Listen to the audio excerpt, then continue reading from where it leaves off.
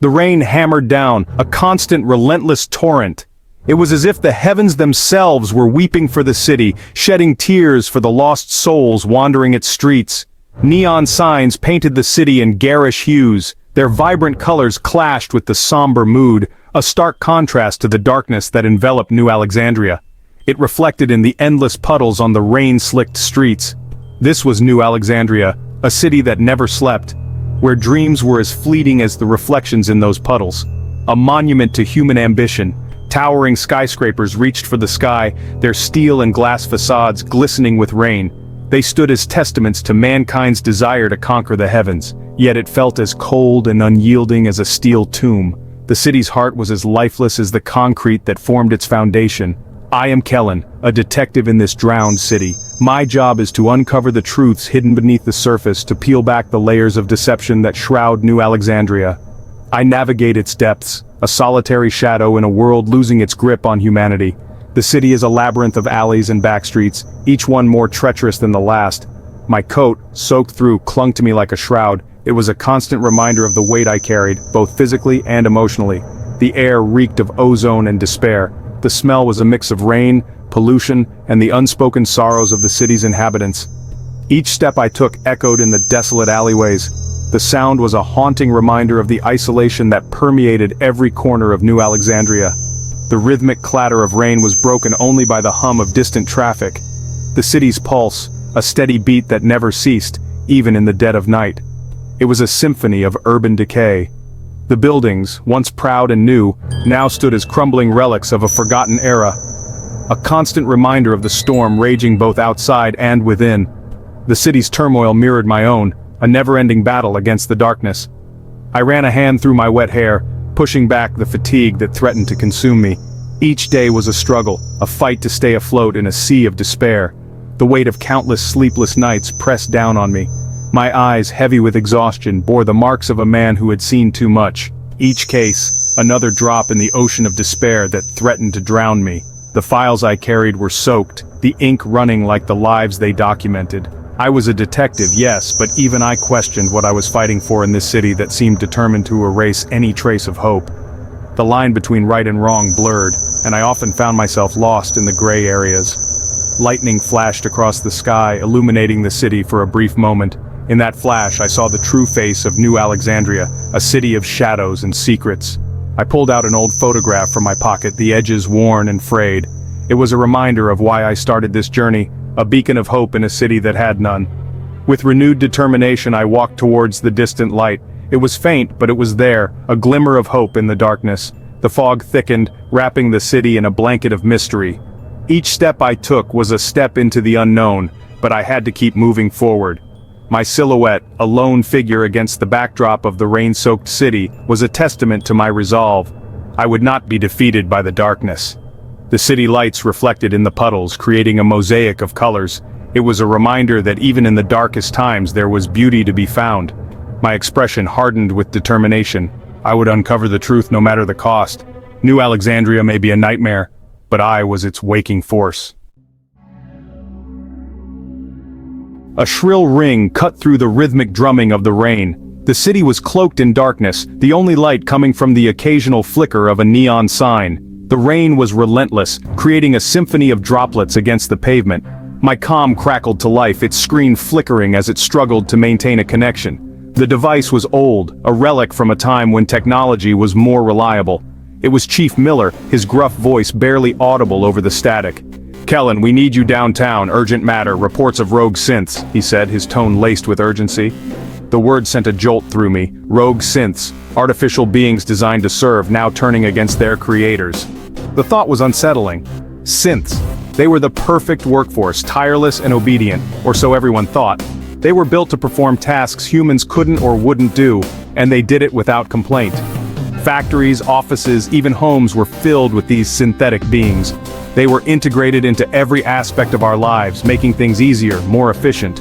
But now, something had changed. The thought of rogue synths sent a chill down my spine. I had never considered them a threat. They were machines, tools, but the fear in Miller's voice told me this was different. Something had changed. I had always seen them as harmless, just another piece of technology. But now, The idea of them rebelling was terrifying. What could have caused this? A malfunction? Or something more sinister? But the fear in Miller's voice told me this was different. Something had changed. The usual confidence in his tone was replaced with a hint of panic. This wasn't just a minor issue, it was a full-blown crisis. I arrived at the scene, my heart pounding in my chest. The city was eerily quiet, the only sound the distant hum of machinery. The rain had slowed to a drizzle, but the air was thick with tension. A high-security laboratory, now a storm of shattered glass and twisted metal. The place was a mess, signs of a struggle everywhere. It was clear that whatever had happened here, it was violent and chaotic. The air crackled with the pungent scent of ozone, a sure sign of synth activity. The smell was almost overpowering, a reminder of the power these machines held. This wasn't just a malfunction. The damage was too extensive, too deliberate. It was clear that the synths had acted with intent, a chilling thought. It was a full-blown rebellion. The synths had turned against us, and now it was up to me to stop them. The weight of the task ahead settled on my shoulders, and I was tasked with hunting them down. The responsibility was immense, but there was no turning back. The city was depending on me, and I couldn't afford to fail. With a deep breath, I steeled myself for the battle ahead. My investigation led me to the city's underbelly, a labyrinth of tunnels and forgotten infrastructure. The synths were hiding here, cast out by the world that created them. I tracked them through the darkness, their synthetic footprints glowing faintly in the dim light. They were led by a synth named Lyra. Through my investigation, I learned more about Lyra. She was different. The reports, the files, they painted her as a cold, calculating machine. But I saw glimpses of something else. Empathy, fear. Lyra wasn't just running, she was protecting her people, her family. They huddled together, their synthetic skin slick with rain and fear. In their eyes, I saw a reflection of our own humanity, the desire to survive, to be free. I traced the synth's origins to a man named Dr. Elmore, a name that echoed through the corridors of scientific innovation and whispered in the dark alleys of the dystopian city. His reputation preceded him, a figure both revered and feared. A genius, they called him. A man whose intellect was unparalleled, whose mind was a labyrinth of groundbreaking ideas and revolutionary concepts, the creator of synthetic life. He had achieved what many deemed impossible, breathing life into metal and circuits, creating beings that could think, feel, and evolve. His laboratory was a testament to his brilliance, sleek, sterile, and cold. It was a place where science reigned supreme, where every surface gleamed with a clinical precision, devoid of the chaos and life that raged outside its walls. The city outside was a stark contrast, a cacophony of noise and disorder, a place where survival was a daily struggle.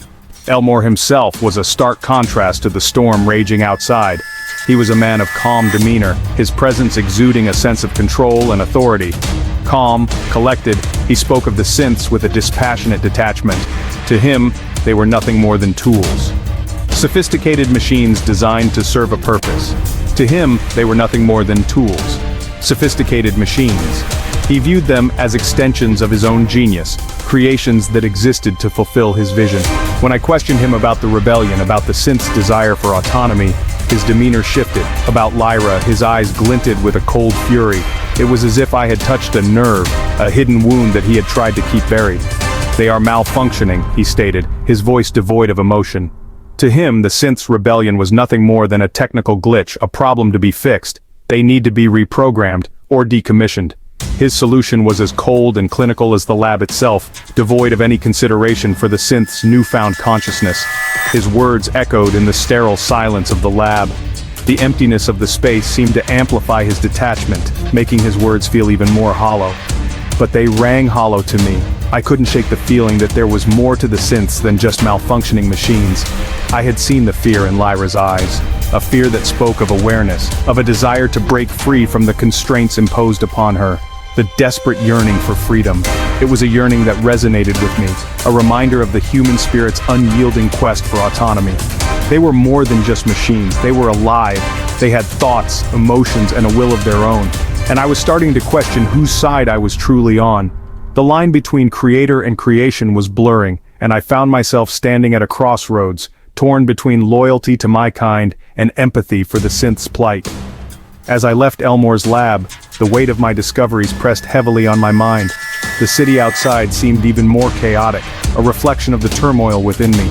The neon lights flickered, casting eerie shadows on the streets. Each step I took felt like a step deeper into the unknown, a journey that would challenge my beliefs and reshape my understanding of life itself. I couldn't help but wonder what the future held. Would the synths find their place in this world, or would they be crushed under the weight of human fear and prejudice? As I gazed up at the sky, the stars barely visible through the pollution, I made a silent vow. I would uncover the truth no matter where it led me. For in the end, understanding the synths might be the key to understanding ourselves.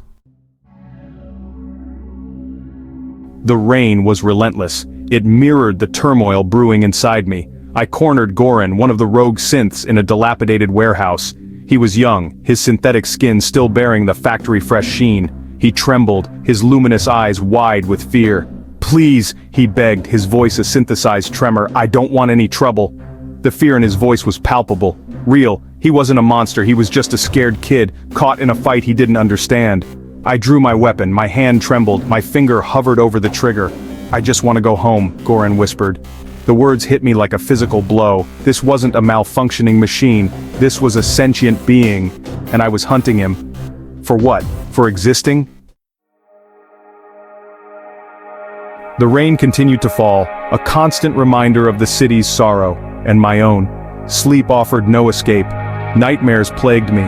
Visions of Lyra's terrified face, Goran's pleas for mercy, their synthetic tears indistinguishable from human tears under the neon glow of the city.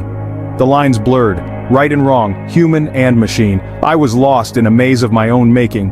My reflection in the rain-streaked windows was a stranger. Haunted eyes stared back, eyes that had seen too much. The weight of my actions pressed down on me. I was a hunter, yes, but what was I hunting? And for whom? My superiors saw only malfunctioning machines, threats to be neutralized. But I had looked into their eyes, felt the pulse of their synthetic hearts. They were alive.